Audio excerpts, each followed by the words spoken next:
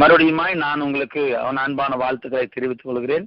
இந்த நாளிலே கூட இது ஒரு செய்தியாக மட்டுமல்ல, இது ஒரு குடும்பங்களுக்கான ஒரு ஆலோசனையாக கூட பரிசுத்த வேதாகமத்தின் அடிப்படையிலிருந்து நாம் ஒரு சில காரியங்களை பார்க்கலாம். கடந்த மாதங்களிலே அருமையான சகோதரர் வில்லியம்ஸ் அவர்களும் சகோதரர் மாதவகுமார் அவர்களும் என்னிடத்தில் தொடர்பு கொண்டார்கள். அப்பொழுது அவர்கள் பேசிக் கொண்டிருக்கிற பொழுது பிரதர் வில்லியம்ஸ் அவர்கள் அநேக காரியங்களை குறித்து பேசினார்கள். அப்பொழுது அந்த குடும்பத்தினுடைய காரியங்களை குறித்து அவர் அதிகமாய் பாரத்தோடு இருந்ததை என்னோடு கூட பகிர்ந்து கொண்டார். ஆகையினாலே நாம் இன்றைக்கு நம்முடைய குடும்பங்களை குறித்ததான ஒரு சில காரியங்களை பரிசுத்த வேதாகமத்திலிருந்து நாம் அதை பார்த்து நாம் கர்த்தருக்கு முன்பாக நாம் தேவனை மகிமைப்படுத்துவோம். முதலாவதாக நாம் தேவனை நாம் வைத்திருக்க வேண்டும். அடுத்தபடியாக தேவனுக்கு அடுத்து குடும்பம், மூன்றாவது தான் சபை, வேலைகள், மற்ற எல்லாமே. முதலாவது தேவனுடைய ராஜ்யத்தையும் நீதியும் தேடுங்கள், அப்பொழுது இவைகள் எல்லாம் கூட கொடுக்கப்படும் என்று வேதத்தில் சொல்லப்பட்டிருக்கிறது. இதைத்தான் அப்போஸ்தலனாகிய பவுல் தீமோத்தேயுக்கு எழுதும் பொழுது 1 தீமோத்தேயின் புஸ்தகம் அதனுடைய 3ஆம் அதிகாரம் 4, 5 வசனங்களை நாம் வாசிக்கும் பொழுது, தன் சொந்த குடும்பத்தை நன்றாய் நடத்துகிறவனும் தன் பிள்ளைகளை சகல நல்லொழுக்கமுள்ளவர்களாக கீழ்ப்படிய பண்ணுகிறவனுமாய் இருக்க வேண்டும் என்று சொல்லுகிறார். ஏனென்று சொன்னால், தன் சொந்த குடும்பத்தை நன்றாய் நடத்தாதவன் அவன் சபையை கண்டிப்பாகவே அவன் விசாரிக்க முடியாது, நடத்த முடியாது. குடும்பத்தை நன்றாக நடத்த தெரியாதவன் சபையை எப்படி விசாரிப்பான் என்று சொல்லப்பட்டிருக்கிறது. குடும்பம் மிக மிக மிக முக்கியம். ஆதியிலே பிதாவாகிய தேவன் முதலாக ஆதியாகமம் 1ஆம் அதிகாரம் 1ஆம் வசனத்திலே வானத்தையும் பூமியும் சிருஷ்டித்தார்.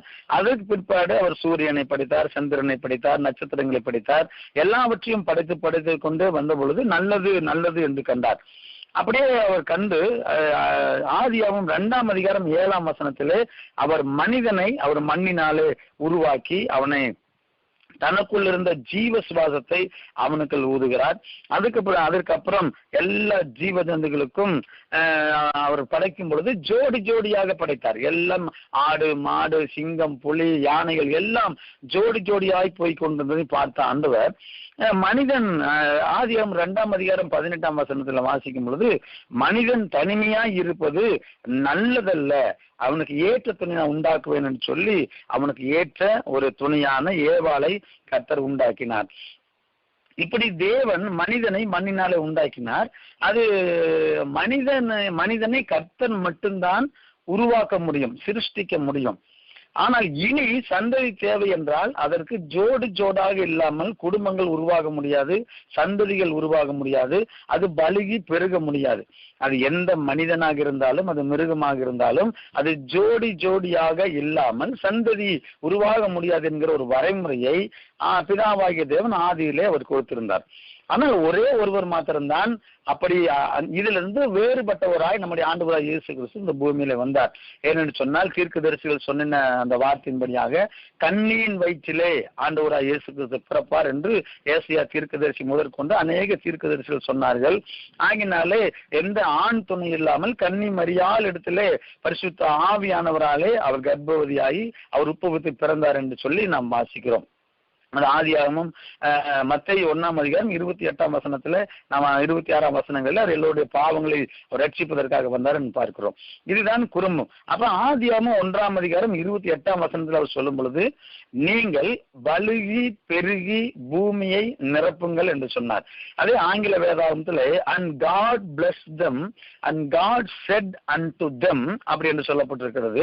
அடுத்து be fruitful and multiply என்று சொல்லப்பட்டிருக்கு. அதாவது கனி கொடுக்கிற ஃப்ரூட்ஃபுல் அண்ட் மல்டிப்ளர், கனி கொடுக்கிற அல்லது பயன் கொடுக்கிற வாழ்க்கை அண்ட் பெருகிற வாழ்க்கை, இதைத்தான் கர்த்தர் வைத்திருக்கிறார். இன்றைக்கு குடும்பங்களிலே மகிழ்ச்சி இருக்க வேண்டும். அதை கர்த்தர் மிகவும் அதிகமாக விரும்புகிறார். அவர் குடும்பத்தை நேசிக்கிறார். நம்ம கிறிஸ்தவ குடும்பங்களிலே சமீபத்துல ஒரு வக்கீல் ஒரு அட்வொகேட் பேசிக் கொண்டிருந்த பொழுது, கிறிஸ்தவ குடும்பங்களிலே அநேகர் இப்பொழுது விவாகரத்துக்காக இன்றைக்கு கோர்ட்டில் வழக்கு தொடுத்துக் கொண்டிருக்கிறார்கள் என்பதை அவர் என்னோடு கூட பகிர்ந்து கொண்ட பொழுது நான் மிகுந்த வேதனை அடைந்தேன்.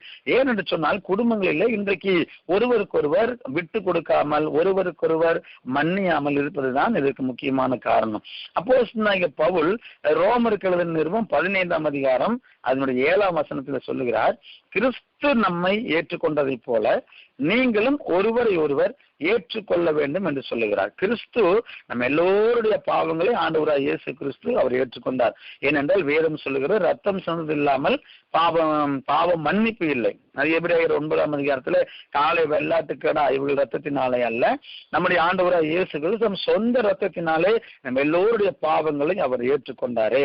ஆகையினாலே அதை போல நீங்களும் ஒருவரை ஒருவர் ஏற்றுக்கொள்ள வேண்டும்.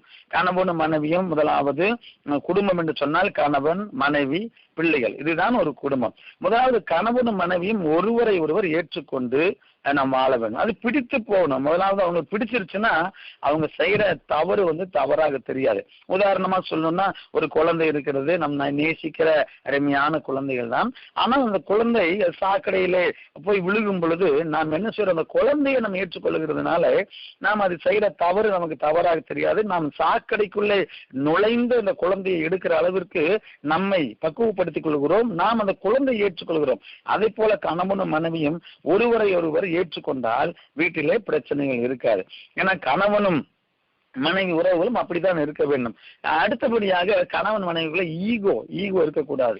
நான் தான் பெரியவன், நான் தான் சம்பாதிக்கிறல, நான் தான் இந்த வேலையை செய்யணுமா, இப்படிங்கிற ஈகோ ஒருவருக்கு ஒருவர் இருக்கக்கூடாது. கர்த்தர் அப்படிதான் அவர் உண்டாக்கி இருக்கிறார்.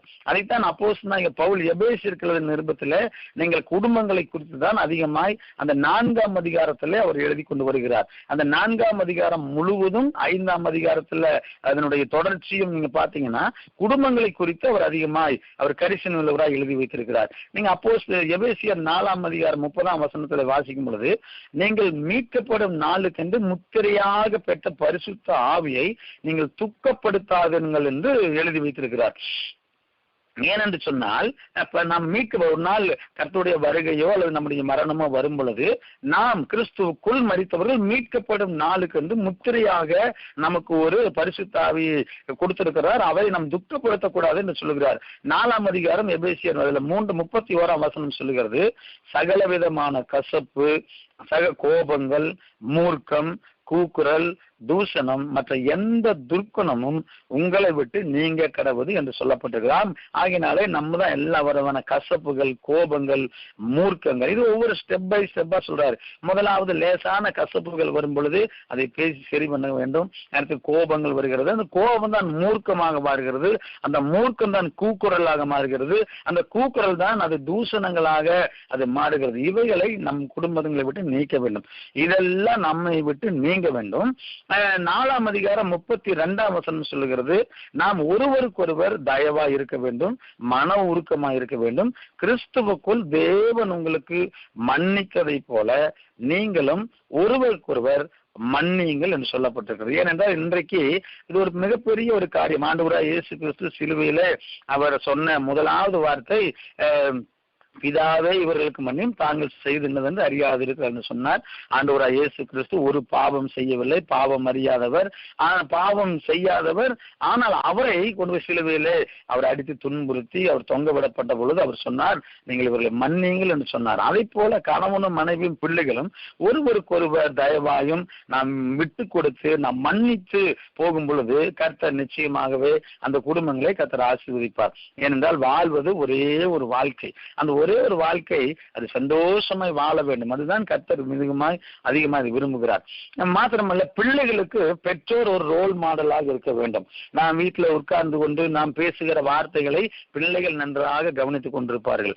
நாம் இங்க வீட்டில் இருந்துட்டு நம்ம மதுரையில் இருந்துட்டு நான் புறப்பட்டுட்டேன் அங்க வந்துட்டேன்னு சொல்லும் போது பிள்ளைகள் அதை பார்ப்பார்கள். நாம் அதே மாத்திரமல்ல அதிகாலையில் எழுத வேண்டும், நாம் அவர்களுக்கு முன்பதாக ஜெபிக்க வேண்டும், அவருக்கு முன்பதாக வேதத்தை வாசிக்கும் பொழுது பிள்ளைகள் நம்மை பார்த்து அவர்களும் கற்றுக்கொள்வார்கள்.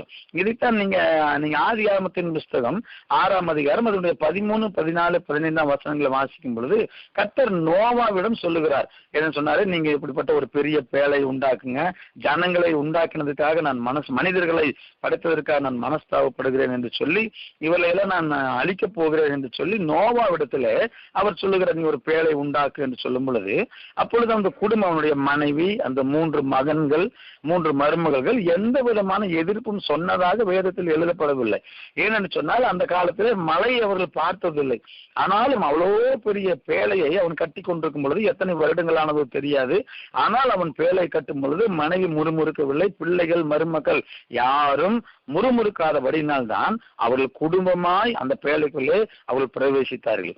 வேதத்தில் வாசிக்கிறோம், ஒரு வருஷம் 17 நாட்கள் அந்த பேழைக்குள்ளே அவங்க இருந்தாங்க.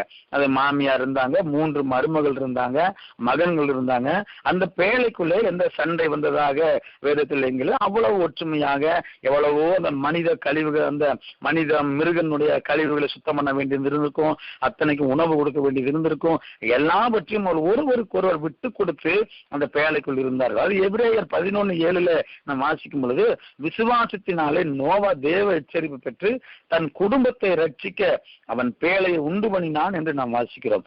ஆகையினாலே அவர்கள் அப்படி ஒற்றுமையா இருந்தபடினால்தான் அந்த பேழைக்குள்ளே அவர்கள் காக்கப்பட்டார்கள். அடுத்தபடியாக நாம் பிள்ளைகளை குறித்து இந்த காலத்திலே நம்ம அதிகமாக அக்கறை செலுத்த வேண்டும். அது நீ குழந்தையாய் பிறந்த நாட்களிலேயே நாம் அது உபாகமத்தின் புஸ்தகம் 6ஆம் அதிகாரம் அதனுடைய 6ஆம் வசனம் 7ஆம் வசனங்களை நம்ம வாசிக்கும் பொழுது, உன் தேவனாகிய கர்த்தர் உனக்கு கொடுக்கும் அந்த கட்டளைகளை உன் பிள்ளைகளுக்கு நீ கருத்தாய் போதித்து, நீ உன் வீட்டில் உட்கார்ந்து இருக்கிற போதும், வழியில் நடக்கிற போதும், படுத்துக் கொள்ளுகிற போதும், எழுந்திருக்கிற போதும் அவைகளை குறித்து பேசி. அப்படின்னா என்னன்னா, அவங்க உட்கார்ந்துட்டு இருக்கும் போதும் பேசணும், வழியில நடக்கும் போதும் பேசணும், அவங்க படுத்துக் கொள்ளுகிறது போதும் பேசணும், எழுந்திருக்கிற போதும் கர்த்தருடைய வார்த்தைகளின் கட்டளைகளின் குறித்து பிள்ளைகளிடத்திலே அதிகமாய் நாம் பேச வேண்டும் என்று வேதத்திலே நாம் வாசிக்கிறோம்.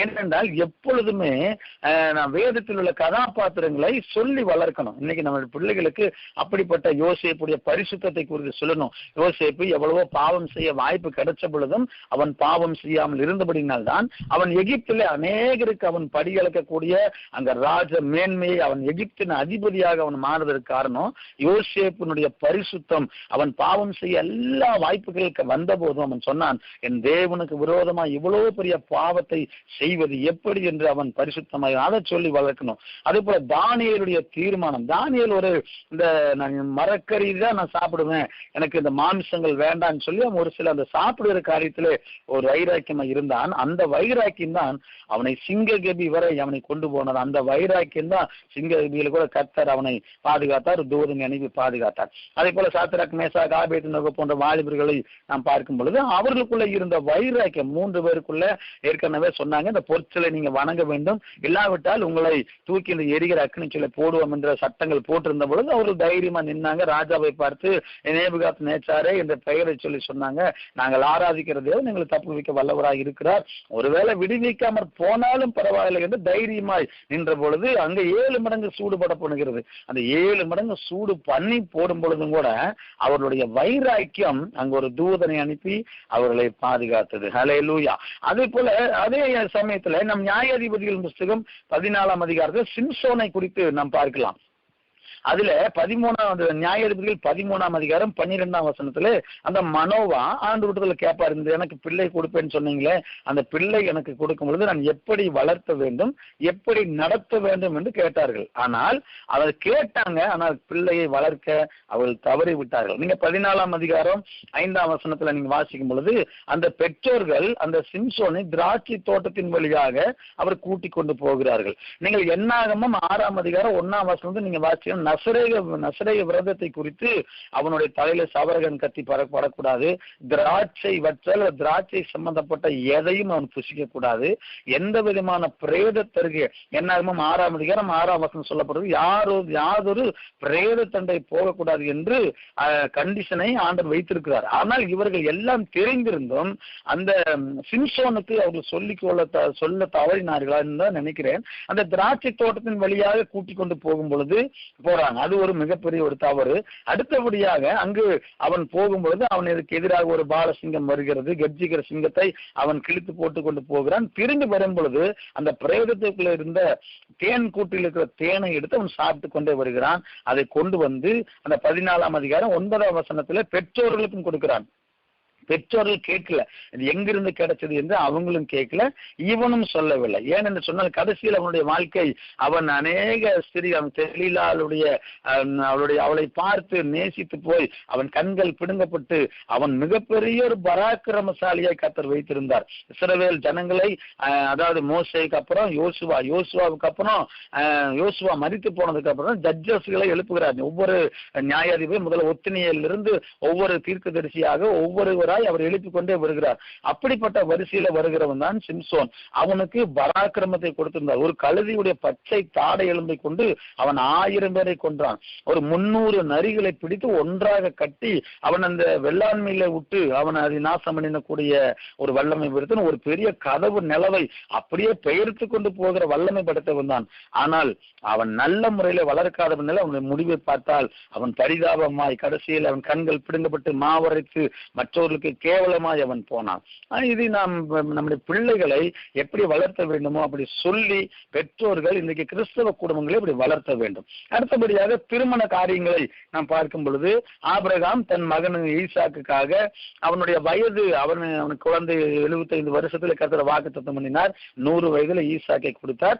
அவனுக்கு ஒரு குறிப்பிட்ட வயது வந்த பொழுது அவனுக்கு ஒரு பெண்ணை கொள்ள வேண்டும் என்று அவன் தன் வேலைக்காரனாகிய நம்பிக்கைக்குரியனாகிய எலியாசரை அவர் அனுப்புகிறார். ஆகையினால இன்றைக்கு கூட நாம் அநேக காரியங்களை பார்க்கும் பொழுது நம்முடைய கிறிஸ்தவ சமுதாயங்களே ஒரு மிகப்பெரிய ஒரு காரியத்தை நான் வலியுறுத்த ஆசைப்படுகிறேன். பெண்களுடைய திருமண வயது மேக்சிமம் 21 ஒரு 25 இருப்பது மிகவும் நல்லது.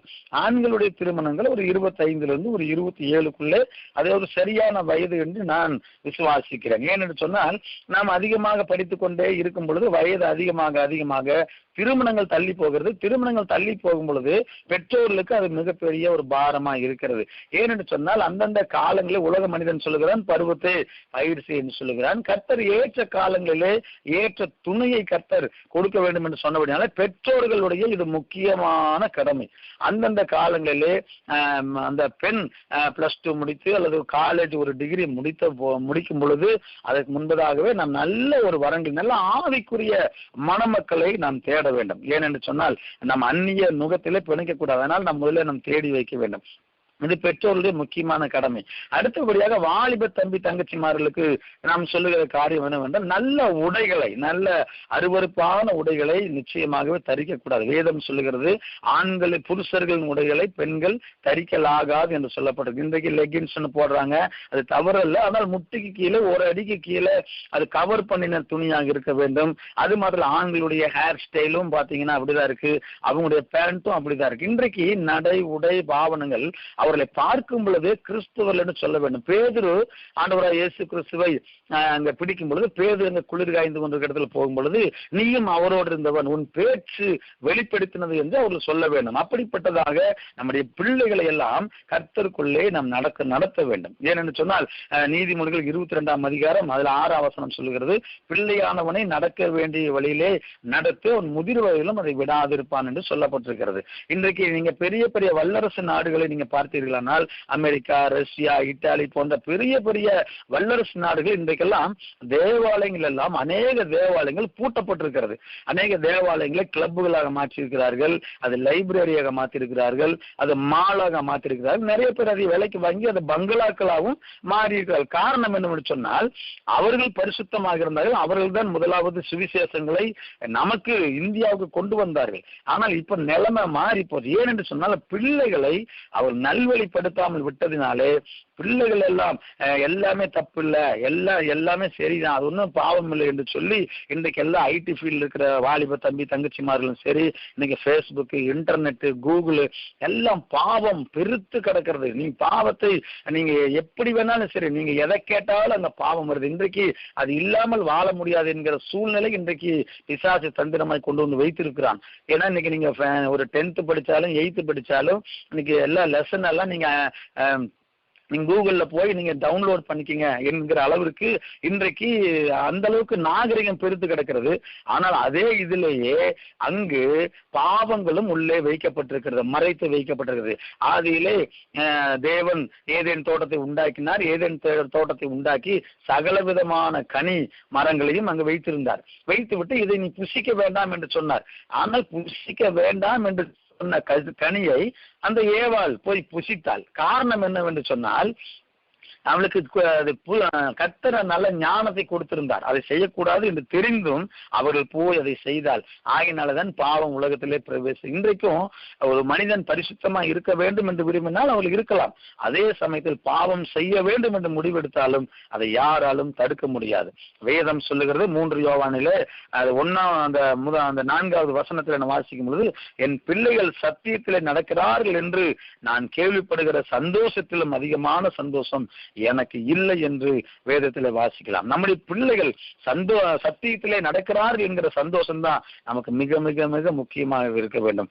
பணம் இருக்குதா, அல்லது படிப்பு இருக்குதா, அல்லது சொத்து இருக்குதா, இல்ல சொந்த வீடு இருக்குதா என்பதை விட அவர் ரட்சிக்கப்பட்டிருக்கிறாரா, இல்ல ஆலயத்துக்கு தவறாமல் செல்கிறாரா, அவர் நல்ல வேதம் வாசிக்கிறவரா இருக்கிறாரா, அவர்கள் நல்ல ஜெப ஜீவியம் இருக்கிறதா என்று அவன் பரிசுத்தமா இருக்கிறானா என்று பார்த்து திருமணம் செய்து கொள்ள வேண்டியது மிக மிக மிக அவசியமா இருக்கிறது. ஏனென்று சொன்னால், நாம் வசதியாக இருக்கிறார்கள் என்பதற்காக, இல்லது நல்லா அழகாக இருக்கிறார்கள் என்பதற்காக அந்நிய நுகத்திலே நாம் நம் பிள்ளைகளை பிணைத்து விடக்கூடாது. நீங்க 2 கொரிந்தியர் 6ஆம் அதிகாரம் அது 14 - 18 வரை உள்ள வசனங்களை வாசிக்கும் பொழுது, அந்நிய நுகத்தில் அவிசுவாசிகளும் பிணைக்க கூடாது என்று பவுல் தெளிவாக சொல்லியிருக்கிறார். அவிசுவாசிகளுக்கும் விசுவாசிகளுக்கும் பங்கு ஏது என்று அவர் சொல்லுகிறதை நாம் பார்க்கலாம். ஆகினாலே நாம் அதிலிருந்து தொடர்ந்து நாம் அந்த வசனங்களை வாசித்துக் கொண்டு அந்த 17ஆம் வசனம் 18ஆம் வசனத்தில் வாசிக்கும் பொழுது, நீங்கள் அவர்கள் நடுவில் இருந்து பிரிந்து போய் அசுத்தமானதை தொடாதிருங்கள் என்று சொல்லப்பட்டிருக்கிறது. அப்ப ஆகினால உலக பிரகாரமான மனிதர்களுக்கும் நம்முடைய ஆவிக்குரிய பிள்ளைகளுக்கும் ஒரு வித்தியாசம் நிச்சயமா இருக்கணும். அவங்க அப்படிதான் உலகமெல்லாம் பாவத்தில் இருக்கும் பொழுது அங்கு லோத்து நீதிமானா இருந்தான். உலகமெல்லாம் பாவத்தில் இருக்கும் பொழுது நோவா அங்கு அவன் நீதிமானா இருந்தான். இப்படி எத்தனையோ நாம் நீதிமான்களை குறித்து வேதத்துல நாம் வாசிக்கிறோம். அதே போல கர்த்தரை அதிகமாய் தேடுகிற பிள்ளைகளா இருக்கணும். அப்படி இருந்தால் அந்த 2 கொரிந்தியர் 6ஆம் அதிகாரம் 18ஆம் வசனம் சொல்லுகிறது, அந்த அசுத்தமானதிலிருந்து பிரிந்து போனால் அப்பொழுது நான் உங்களை ஏற்றுக்கொண்டு உங்களுக்கு நான் பிதாவாய் இருப்பேன், நீங்கள் எனக்கு குமாரரும் குமார்த்திகளுமாய் இருப்பீர்கள் என்று வேதத்திலே தெளிவாக எழுதப்பட்டிருக்கிறது. அவர் நமக்கு தகப்பனாய், அவர் நமக்கு நம் பிதாவாய் இருக்கும் பொழுது, நம்முடைய தகப்பனாய் இருக்கும் பொழுது, நாம் அவருடைய பிள்ளையாய் இருக்கும் பொழுது நாம் கேட்டவையெல்லாம் கர்த்தர் கொடுப்பார். நாம் அவருடைய பிள்ளைகளாக நாமும் மாறுவோம். அடுத்தபடியாக சொல்ல வேண்டும்னா, வீட்டிலே குடும்ப ஜெபம் கண்டிப்பாக இருக்க வேண்டும். இந்த காலை வேளையில நான் அதிகமாக வலியுறுத்த விரும்புகிறது, வீட்டிலே குடும்ப ஜெபம் கண்டிப்பாக இருக்கணும். குடும்ப தலைவரோ தலைவியோ ஒரு பாடல்களை, ஒரு 1-2 பாடல்களை பாடலாம். ஒவ்வொரு நாளும் ஒவ்வொரு வேத தியானம், ஒரு பகுதி எடுத்து அந்த வேதத்தை வாசித்து அதை தியானித்து அதனுடைய கருத்துக்களை குடும்பமா உட்கார்ந்து நாம் தியானிக்க வேண்டும். இதைத்தான் கர்த்தர் விரும்புகிறார். அப்ப ஜெபிக்கிற குடும்பம் தான் அதை ஜெயிக்கிற குடும்பம் என்று நாம் அநேக இடங்களிலே, அநேக சூழ்நிலையில், அநேக மக்களுடைய சாட்சிகள் மூலமாக நாம் கேள்விப்பட்டிருக்கிறோம். அதை நாம் நிச்சயமாக செய்வோம். அடுத்தபடியாக மாமியார் மருமகளை குறித்து அநேக குடும்பங்கள சண்டைகளை நாம் பார்க்கிறோம். இன்னைக்கு கூட்டு குடும்பங்கள் என்பதே அரிதாக போனது. ஒரு 20 வருடம் 30 வருடங்களுக்கு முன்பதாக எல்லா குடும்பங்களும் அது கூட்டு குடும்பங்களாய் 10 பேர் 15 பேர் ஒரு வீட்டுல இருந்தார்கள். ஆனால் இன்றைக்கு அவங்களுக்குள்ள பிடிக்காமல் போறது காரணம் அவர்களும் ஏற்றுக்கொள்ளாததான் காரணம். மாமியார் மருமகள், அதுக்கு தான் நம்முடைய வேதத்தில் அழகாய் எழுதப்பட்டிருக்கிறது. ரூத்தை குறித்தும் நகோமியை குறித்தும் எழுதப்பட்டிருக்கிறது. எலிமெலேக்கும் நகோமியும் இங்க பெத்லகேமிலே பஞ்சத்தினாலே அவர்கள் மோவாப் தேசத்துக்கு போகிறாங்க.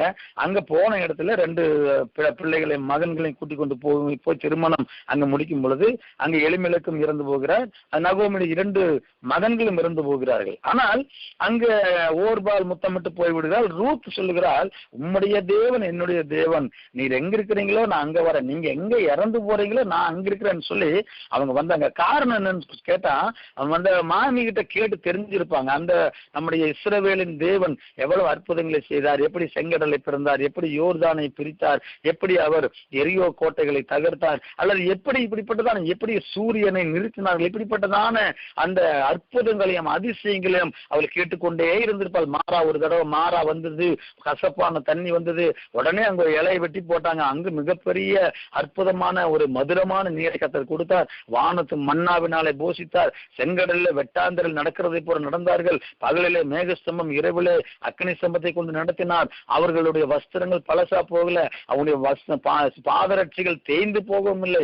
இப்படிப்பட்ட அற்புதங்களை செய்த ஆண்டவர் என்று ஒருவேளை நகோமி ரூத்து கிட்ட சொல்லியிருக்கணும், இல்ல ரூத்து கேட்டு தெரிஞ்சிருக்கணும். அதனாலதான் சொன்னா, உன்னுடைய தேவன் என்னுடைய தேவன், நீங்க எங்க போறீங்க, நான் அங்க வரேன். ஏன்னு சொன்னா அவ சொல்றா, நீங்க அவளுக்கு பெற்றோர்கள் இருக்கிறார்கள் என்று வேதம் சொல்லுகிறது. ஆனால் அவள் அதை விரும்பவில்லை. இந்த தேவன் எனக்கு வேண்டும் என்று சொல்லி அவள் விரும்பி வந்தாள். அங்க இவ சொல்லும் பொழுது இங்க நகோமி சொல்லுதா, என்ன ஏன் நகோமின்னு சொல்றீங்க, என்னை மாறாள்னு சொல்லுங்க, நான் நிறைவுள்ளவளாய் போய் குறைவாய் திரும்பி வர்றேன், எல்லாத்தையும் தொலைச்சிட்டேன், என் பிள்ளைகளை தொலைச்சிட்டேன், என் கணவரை தொலைச்சிட்டேன், எல்லாம் இழந்துட்டேன் அப்படின்னு சொல்லும் பொழுது, ஆனால் இந்த அப்படி ஒரு சாட்சியுள்ள அந்த நகோமி அப்படி சொல்லும் பொழுது கூட இல்ல அந்த தேவன் தான் எனக்கு வேணும்னு சொல்லி மாமியாரை பின்பற்றி வந்தால். நீங்க அநேக இடங்கள்ல நீங்க வேதத்துல வாசிக்கும் பொழுது, ரூத்து சரித்திரத்துல வாசிக்கும் பொழுது, என் மகளே என் மகளே என் மகளே என்று அவள் மருமகளை பார்த்து அழைக்கிறாள்.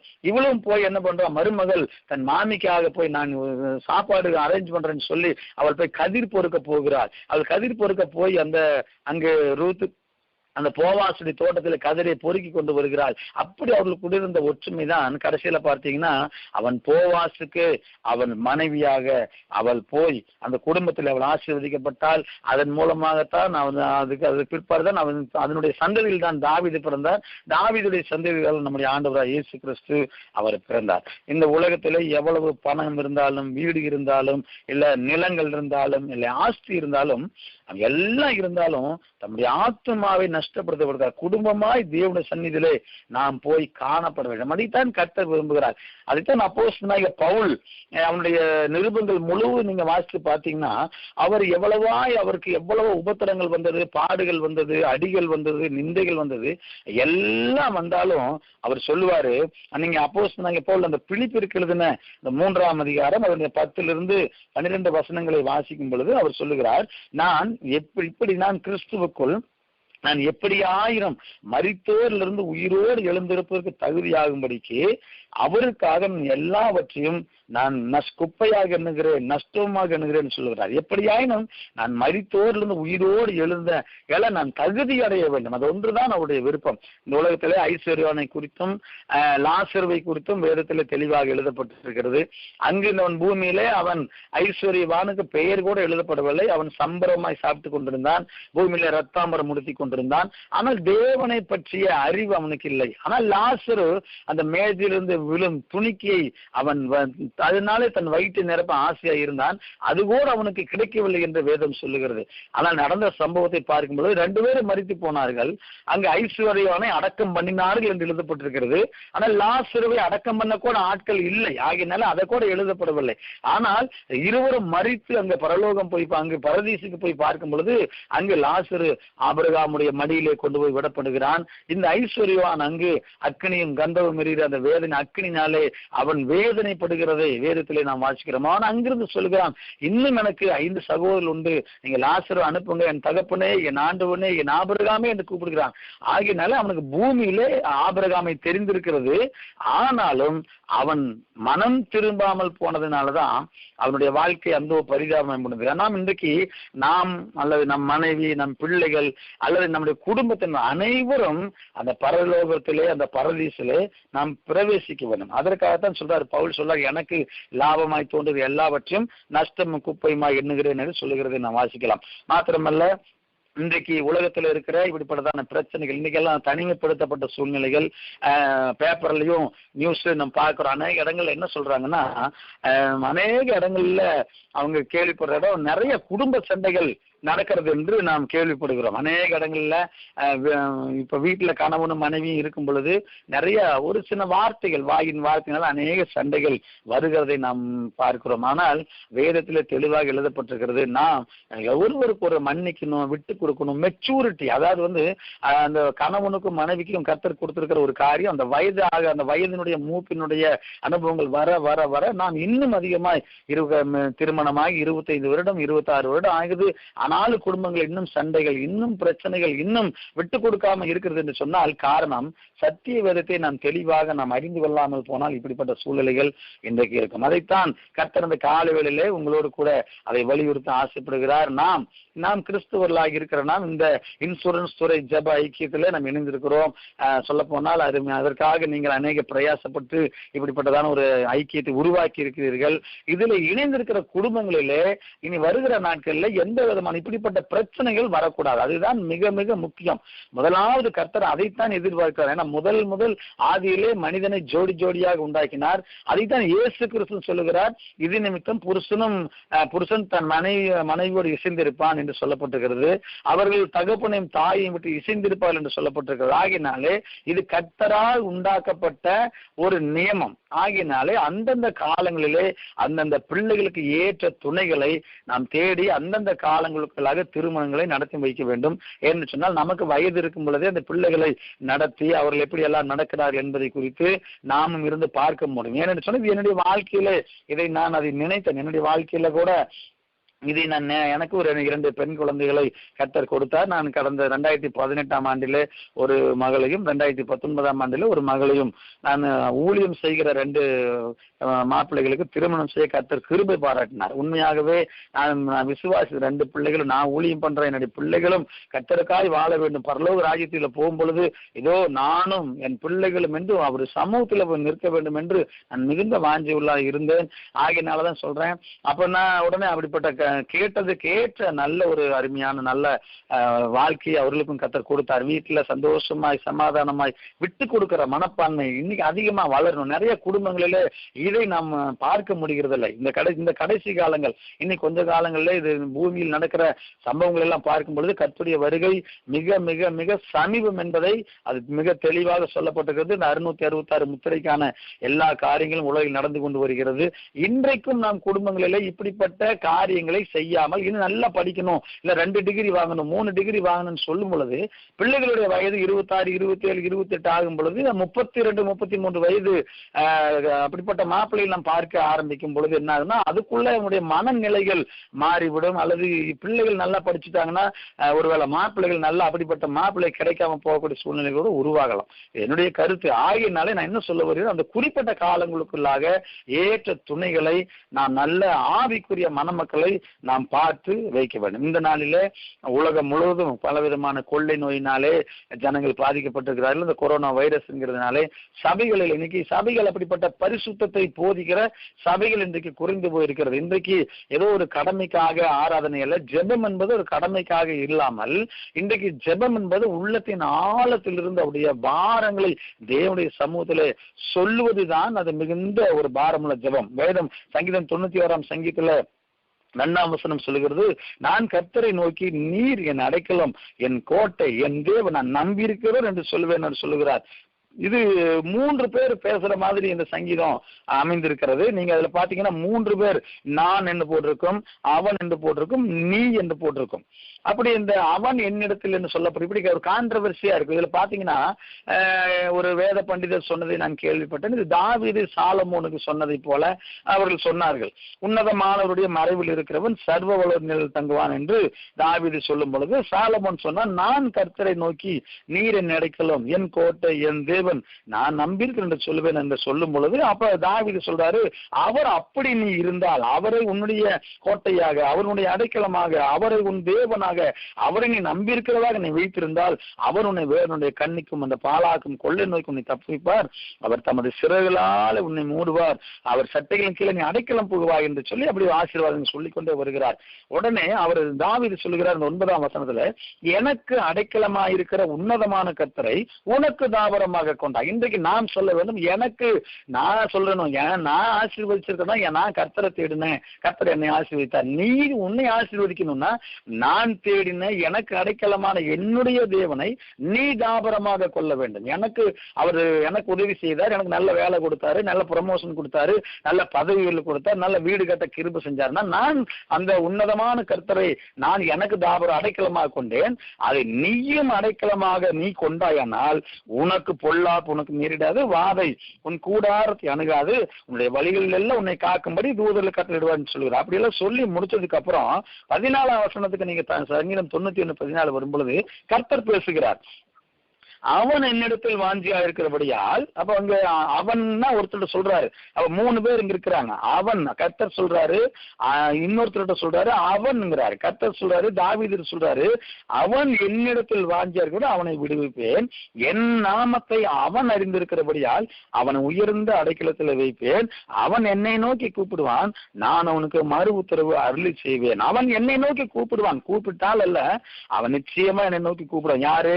அந்த மகன் என்னை நோக்கி கூப்பிடு. இன்னைக்கு நம்ம ஜெபிக்கிற அனுபவம், அப்படி கூப்பிடுகிற அனுபவம், துன்பங்கள் வரும்பொழுதும் பாடுகள் வரும்பொழுதும் சொல்லணும், ஃபீஸ் கட்டணுமா எங்கிட்ட கேட்காத, நீ ஜெபம் பண்ணு, இல்ல இந்த மாதிரி உனக்கு காலேஜ்ல வேலையா எங்கிட்ட கேட்காத, நீ போய் ஜெபம் பண்ணு, உனக்கு ப்ரமோஷன் வரணுமா எங்கிட்ட கேட்காத, போய் ஜெபம் பண்ணு, உனக்கு நல்ல வாழ்க்கை வேணுமா எங்கிட்ட கேட்காத, போய் ஜெபம் பண்ணு என்று சொல்லி பிள்ளைகளை நம்ம அப்படி ஒரு ட்ரெயின் பண்ணிக்கொண்டே இருக்க வேண்டும். அப்படி ஜெபிக்கும் பொழுது நானும் ஃபீஸ் கட்டுறதுக்கு பிள்ளைகள் கேட்கும்போது சொல்லுவேன், அவங்க 5th ஸ்டாண்டர்ட் 6th ஸ்டாண்டர்ட் படிப்பாங்க, அப்ப ஃபீஸ் கட்டணுமா எனக்கு தெரியாது, எங்க டாடி கிட்ட பண்றாரு, நீ ஜெபம் பண்ணு, நீ ஜெபம் பண்ணா கர்த்தர் கொடுப்பாருன்னா நான் ஜெபம் பண்றேன் டாடின்னு சொல்லி நைட் ஜெபத்துல அவங்க ஜெபம் பண்ணுவாங்க. ஆண்டவரே ஃபீஸ் கட்டணும், எங்க அப்பாவுக்கு பணம் கொடுங்க ஜெபிக்கும் பொழுது கர்த்தர் அந்த தேவைகள் எல்லாம் சந்திப்பார். இங்க சொல்லுகிறார், அவன் என்னை நோக்கி கூப்பிடுவான், நான் அவனுக்கு மறு உத்தரவு அருளி செய்வேன், ஆபத்தில் நானே அவனோடு இருந்து அவனை தப்புவித்து அவனை கனப்படுத்துவேன். நாம் செய்ய வேண்டிய காரியங்கள், பிள்ளைகளுக்கு பெற்றோர்கள் செல்ல வேண்டிய காரியங்கள், இந்த ஆண்டவர் நான் பெற்றிருக்கிற, நான் ஆராதிக்கிற அந்த தேவனை நீ ஆராதிக்க வேண்டும், நீ அவரை பற்றி கொள்ள வேண்டும், நீ அவரை தேவனா இருக்க வேண்டும். நான் நம்பி இருக்கிற ஆண்டவரை நீ நம்பி இருக்க வேண்டும். அவர் என் தேவன். தாவீதுக்கு பிடிச்ச ஒரு வார்த்தை என்னன்னா, அவர் எப்பவுமே என் தேவன், நம்முடைய தேவன் சொல்லவே மாட்டார். அவன் தேவரே என் தேவன், என்னுடைய தேவன், என்னுடைய தேவன், எங்க அப்பா நீங்க தான் எங்க அப்பா என்று சொல்லி அவர் உரிமை பாராட்டும். அப்படிப்பட்ட உரிமையை இந்த காலவேளையில நாமும் செய்ய வேண்டும். அப்படி செய்யும் பொழுது பாத்தீங்கன்னா, நீங்கள் அவன் என்னை நோக்கி கூப்பிடுவான். ஏன்னா இன்னைக்கு பிரச்சனை வரும் கண்டிப்பா.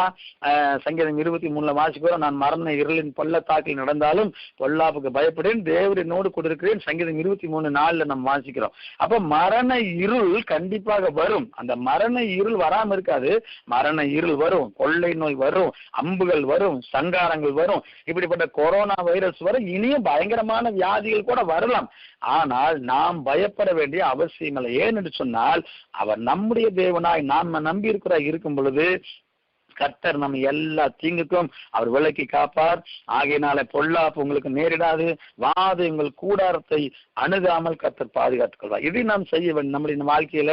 இந்த அனுபவத்தை தாவீது சாலமோனுக்கு சொன்னதை நாமும் நம்முடைய பிள்ளைகளுக்கு சொல்லிக் கொடுக்க வேண்டும்.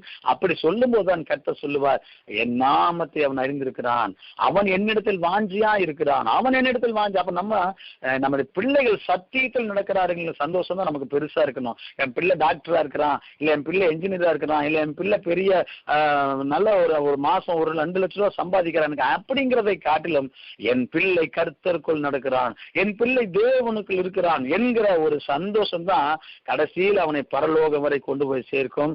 வேதம் சொல்லுகிறது மத்தேயு 6:33, முதலாவது தேவனுடைய ராஜ்யத்தின் நீதியும் தேடுங்கள், இவைகள் எல்லாம் எண்ணத்தை உண்போம், எண்ணத்தை புசிப்போம், எண்ணத்தை குடிப்போம், எண்ணத்தை உடுப்போம் என்று சொல்லி அவர்கள் இதெல்லாம் நீ கவலைப்படாத, நீ என்னையை தேடுனா இதெல்லாம் கூட உங்களுக்கு அடிஷனலா தரேன். நான் ஏற்கனவே சமீபத்தில் ஒரு வீடியோ ஒன்று பார்த்தேன். அதுல ஒரு சொல்லுவார். அப்ப முதலாவது இந்த வசனத்துக்கு அர்த்தத்தை அவர் சொல்லுவாரு, நீங்க இட்லி நீங்க வாங்கினீங்கன்னா உங்களுக்கு கேட்காமையே சட்னி கிடைக்கும், சாம்பார் கிடைக்கும், கார சட்னி கிடைக்கும், எல்லாமே கிடைக்கும். ஆனால் நீங்க எது இலவசமா தருவார், அதற்காக 2 பக்கெட் சாம்பார் கொடுங்க, 2 பக்கெட் சட்னி கொடுங்கன்னு கேட்டா கண்டிப்பா கொடுக்க மாட்டார். நீ முதலாவது நம்ம எதை கேட்கணும், நம்ம இட்லியை நம்ம கேட்டா இதெல்லாம் கூட அடிஷனலா அவர் சேர்த்து அவர் கொடுப்பார். அதெல்லாம் நமக்கு கிடைக்கும், தானா கிடைக்கும். நம்ம முதலாவது அதை தேடுறோம். சட்னி சாம்பாருக்கே கேட்கிறோம், அதனால கிடைக்க மாட்டேங்குது, நிறைய ப்ரமோஷன் கிடைக்க மாட்டேங்குது, நிறைய பிள்ளைகளுடைய எதிர்காலம். ஏன்னா நம்ம கேட்கறது அவருடைய தேவனுடைய ராஜ்யத்தை நாம் நோக்கி பார்த்து அவரை நோக்கி பார்க்க பார்க்க பார்க்க இவைகள் நமக்கு பின்னாலே எல்லாம் தேடி கூட கர்த்தர் கொடுப்பார். ஆகினாலே இந்த காலை வேளையில உங்களை நான் வாழ்த்துகிறேன், ஆசீர்வதிக்கிறேன். இப்படிப்பட்ட நல்ல வாய்ப்புகளை கொடுத்த அருமையான நமது இன்சூரன்ஸ் துறை ஜெப ஐக்கியத்திற்காக நான் நன்றி செலுத்துகிறேன். இதை பொறுப்பெடுத்து நடத்துகிற அருமையான சகோதரர் மாதகுமார் அவர்களுக்காக, பிரதர் வில்லியம்ஸ் அவர்களுக்காக, பிரதர் அஜித் சாமியல் அவர்கள், இன்னும் அநேகர் இருக்கிறாங்க, தயவுசெய்து பெயர் தெரியல. எல்லாருக்காகவும் நான் ஆண்டவர் துதிக்கிறேன். நான் கடைசியாக நான் ஜெபித்து நான் முடிக்கிறேன். கண்களை மூடுவோம். பரிசுத்தம் உள்ள எங்கள் நல்ல தகப்பனே, ஆசீர்வதிக்கப்பட்டதான கர்த்தாவே, இந்த பகல் வேலைக்காக நன்றியோடு துதிக்கிறேன். ஆண்டவரே, இந்த இன்சூரன்ஸ் துறை ஜெப ஐக்கியத்தினுடைய இந்த கூடுகைக்காக நான் உங்களுடைய சமூகத்தை நோக்கி பார்க்கிறோம். கர்த்தாவே, நீர் எங்களோடும் எங்கள் குடும்பத்தை குறித்ததான ஒரு சில ஆலோசனைகளை நாங்கள் வேதத்திலிருந்து நாங்கள் கற்றுக்கொண்டிருக்கிறோம். அதை முதலாவது நாங்கள் அதை கற்றுக்கொண்டு எங்கள் பிள்ளைகளுக்கும் அதை கருத்தாய் போதிக்க, கருத்தாய் நடக்க, பிள்ளையானவர்களை நடக்க வேண்டிய வழியில நடத்த ஆண்டவரே, அப்படிப்பட்ட கிருபைகளையும் தாளந்துகளையும் எங்களுக்கும் கர்த்தர் கொடுக்கும்படியா ஜெபிக்கிறேன். யோசுவா சொல்லும் பொழுது நானும் என் வீட்டாரமோ வென்றால் கர்த்தரையே சேவிப்போம் என்று சொன்னார். அதை போல நாங்களும் ஆண்டவரே கர்த்தரையே சேவிக்கும்படியாய், உண்மையே நாங்கள் சார்ந்திருக்கும்படியாய், நீரே எங்கள் தேவனாய், நீரே எங்கள் நம்பிக்கையாய் இருந்து எங்களை நடத்தும்படியா நாங்கள் ஜெபிக்கிறோம். இதில் பங்கெடுத்திருக்கிற ஒவ்வொரு சகோதர சகோதரிகளுக்காக, அது குடும்பத்தினருக்காக ஜெபிக்கிறேன். இதுல விசேஷமாய் வேலை இல்லாத பிள்ளைகளுக்காக ஜெபிக்கிறேன். நல்ல வேலை வாய்ப்பை உருவாக்கி கொடுக்கும்படியா ஜெபிக்கிறேன். திருமணமாகாத தம்பி தங்கச்சிகளுக்காக நான் ஜெபிக்கிறேன். நல்ல ஆவிக்குரிய நல்ல மணமக்களை கர்த்தர் கொடுக்கும்படியா நான் ஜெபிக்கிறேன். அது மாத்திரம் குழந்தை பாக்கியம் இல்லாத பிள்ளைகளுக்காக ஜெபிக்கிறேன். ஏற்ற காலத்துல எல்லா பிள்ளைகளுக்கும் அதற்கு ஏற்ற நல்ல குழந்தை பாக்கியங்களை கர்த்தர் கொடுக்கும்படியா நாங்கள் ஜெபிக்கிறேன். இன்னும் ஆண்டவரே, ப்ரமோஷனுக்காக காத்திருக்கிற பிள்ளைகளுக்காக ஜெபிக்கிறேன். நல்ல ப்ரமோஷனை கர்த்தர் கொடுக்கும்படியா ஜெபிக்கிறேன். ரிட்டையர்மெண்ட்டுக்காக காத்திருக்கிற பிள்ளைகளுக்காக ஜெபிக்கிறேன்.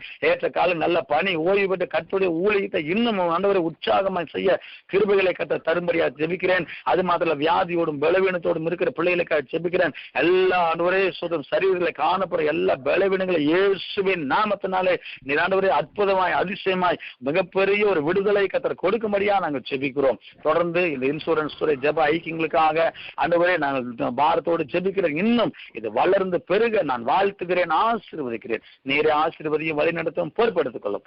சகல துதி கன மகிமையெல்லாம் நாங்கள் உமக்கே செலுத்துகிறோம். எங்கள் ஜெபங்கள் நல்ல பிதாவே. ஆமென். ஆமென்.